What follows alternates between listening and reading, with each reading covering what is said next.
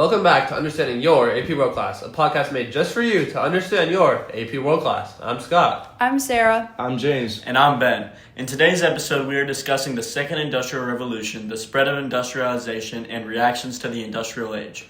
Let's go. All my favorite topics in one episode. Perfect. Let's start with the Second Industrial Revolution as a whole and then dive into the details. Well, to start off, there are many different advancements and new industries that began during the Second Industrial Revolution. Yeah, I know about this. For example, steel. The Bessemer project made steel production fast, cheaper, and more efficient. Steel advancement led to urban expansion, faster transportation, and global trade. Yeah, and another big advancement at this time was chemicals. The development of dyes, fertilizers, and medicines led to increased crops, supporting population growth, and improved public health.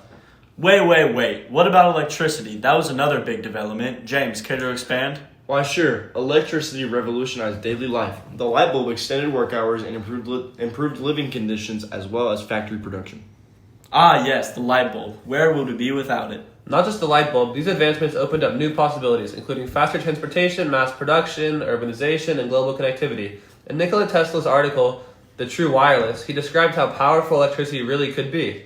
He predicted that electricity would become more accessible and improve global connectivity. He was correct, as energy could be transmitted wirelessly and transform industrialization. But boom, information drop. Just picture me dropping a microphone right now. And moving on, advancements in transportation and communications affected both internal and external trade in a lot of ways. Yes, starting off, railroads made land transportation faster, cheaper, and more reliable. They connected cities to one another, allowing for expanding markets and also boosting domestic trade by linking the eastern and western United States. The railroad was a major advancement at the time. However, my favorite, the telegraph revolutionized communication. Wow, those are some big words for you, James. And let me finish. The telegraph allowed for communications over long distances, but boom. The telegraph also connected business, governments, and individuals from long distance, allowing for information to spread faster and also foster international trade. And finally, steamships. Steamships replaced previous sailing vessels, making ocean travel more reliable, faster, and cheaper. But boom. Well, what are your thoughts on the efforts to industrialize by the U.S. and Russia, James? Well, both were very different, but still had big impacts on their countries. The U.S. mainly focused on capitalism and private businesses, while Russia's industrialization was controlled by the government. Russia's government really does love to have all the power over their people. But could someone go more in depth about the U.S.'s industrialization? I can. I know that industrialization took off in the late 19th century with the help of inventions like the steam engine, my favorite, and also railroads. Also, entrepreneurs like Andrew Carnegie and John Rockefeller built huge steel and oil industries, helping the U.S. economy boom. I heard that their workers were treated very poorly. That is true. Workers faced poor conditions, child labor was allowed, and pollution was huge. But eventually, labor unions and laws helped improve these issues. What about Russia? How was their industrialization different from the U.S.? I can help with that. Russia industrialized much later and in a very different way. In the late 1800s, the government tried to push industrialization by building railroads like the Trans-Siberian Railway and by investing in factories. But wasn't Russia still mostly an agricultural society? Yes, they were, which is why change was very slow. However, after the Russian Revolution in 1917, the Soviet government under Joseph Stalin forced rapid industrialization through 5-year plans. With this, the government controlled all factories and production, focusing on heavy industries like steel, coal, and machinery. I was reading something the other day about that actually, and I saw that because of their focus on heavy industries, it came at a huge human cost. Millions of people were forced to work under harsh conditions, but famines and purges led to millions of deaths.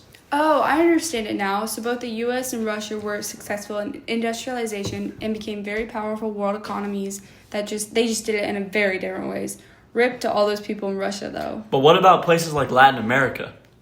I know that they didn't start industrialization until the late 19th century, and it was very limited compared to Europe and the United States, but that's about it. Well, most countries in Latin America were dependent on exporting raw materials like coffee and sugar to industrialized nations rather than developing their own industries.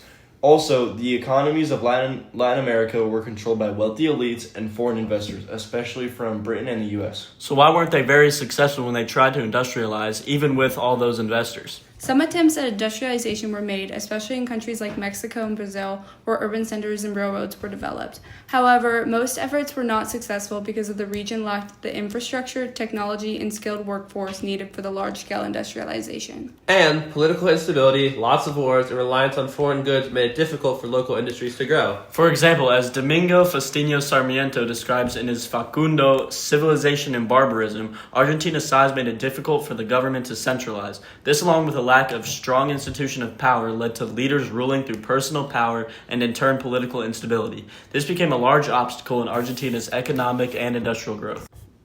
Kaboom! Wow, Ben, you really emphasized those names. So, industrialization in Latin America was somewhat successful, but not really. They just weren't locked in. We're talking about all this capitalism stuff, but what about socialism? I mess with socialism heavy. But how did socialism rise? First off, let's understand where socialism came from. Capitalism is an economic system where businesses and industries are privately owned and people work for wages to buy goods and services. It encourages competition, innovation, and economic growth, but it also created inequality. I heard that during the Industrial Revolution, workers faced low wages, long hours, and poor working conditions, while factory owners became very wealthy. Wow, that's actually awful. Yeah, it was a terrible thing, but socialism emerged as a reaction to these problems. It is an economic system where the government or the community controls industries to ensure wealth is more evenly distributed. Socialists believe that capitalism created too much inequality and that workers were being exploited. High key, I love socialism. For real, me too. However, Marxists, followers of Karl Marx, had even stronger ideas. No! Yes, they argued that capitalism would eventually collapse because the working class would rise up against the wealthy business owners. Marxists believed that the solution was to replace capitalism with communism. Man, I hate communism. Communism sounded nice at the time. It was a system where there are no social classes and all property is shared equally among the people. They wanted workers to control factories and businesses instead of private owners. So socialism and Marxism were responses to the problems of capitalism, offering different solutions to create a more fair society, but neither really took over in most places. Yeah. Let's turn our focus. What do we think about the labor movements during the 19th century? Like, be more specific. Well, how did they start and why? Well, workers were angry, as they should have been, so they started strikes. They were reacting to the long working hours under dangerous conditions. Yeah, along with low pay and short breaks. I'd be angry too. Same. I don't know who wouldn't be. The workers aimed to gain shorter hours in the workday as well as more money. What did their hours even look like? Well, previously they had work hours anywhere from 10 to 16 hours a day. However, they started demanding 8 hours on the standard workday. Workers also wanted safer conditions. I think they needed safer working conditions. From what I've heard, there was a lot of bloodshed, especially in factories. That's right, and it wasn't just adults. Many children worked in unsafe conditions, and it didn't always end well. Which brings us to our next demand. Some labor movements advocated for limits on child labor. I can't imagine, after hearing all of this, to have to work in conditions like this. So how did this get out to the public? Like, what tactics did they use? Yeah, like I'm sure they protested and stuff, but how was it organized? Yes, workers formed labor unions to advocate as a whole. They gained up together to create a bigger influence. I mean, a lot of people were unhappy, so I'm sure it wasn't hard to find people willing to protest. Yeah, there were large public gatherings that raised awareness of the labor issues and showed solidarity among the workers. Labor movements supported socialist parties that aimed for law protecting workers and their rights specifically. But boom. I feel like I knew a lot of this stuff, but it makes more sense now that we're all actually talking about it. Yeah, I agree. I feel like I'm understanding it better too. Hopefully our audience does too.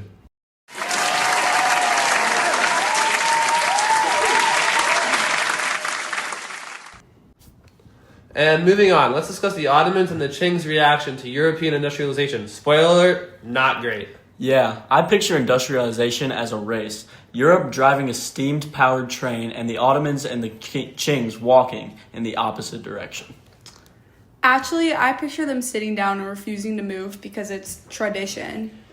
And then getting run over. Exactly. So let's break it down. How did the Ottomans and the Qing handle the Industrial Revolution coming from Europe? Well, the Ottomans realized they were falling behind, so they launched the Tanzimat reforms, which included new military tech because apparently swords weren't cutting it anymore. Get it? Because swords and cutting. We get it. It just wasn't funny. Anyways, the reforms also included modern legal codes so people would stop bribing their way through everything, as well as railroads and telegraphs, also known as How Not to Get Colonized 101. But they actually borrowed a ton of money from Europe and ended up financially handcuffed. So that backfired on the Ottomans. However, the Qing, they ignored Europe entirely. They decided they could do it themselves. That's like the old white guy who refuses to upgrade his flip phone while everybody else has an iPhone. You mean your dad? And he wonders why no one will ever text him. It's gone too far. Anyways, they ignored Europe until the Opium Wars happened. Europe really said, trade with us. Qing says, no thanks. And then Europe goes, cool, here's a drug epidemic. Now we're at war. So they finally tried to modernize the self-strengthening movement, but they only copied some European tech and ignored the rest. Then Japan, their former student, wrecked them in war. Imagine teaching your little brother a game and then he crushes you at it. So who handled it worse, the Ottomans or the Qing? Ottomans tried, but got into debt.